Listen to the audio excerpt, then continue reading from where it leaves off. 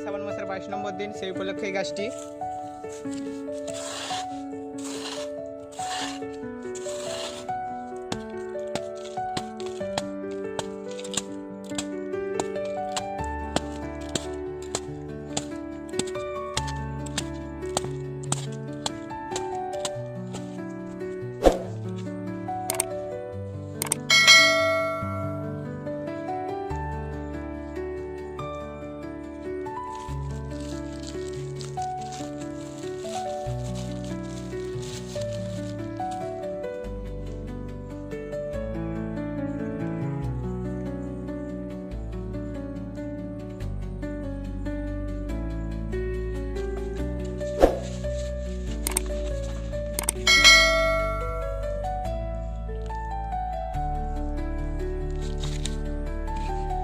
তো 22 নম্বর দিনের গাছ লাগানো শেষ।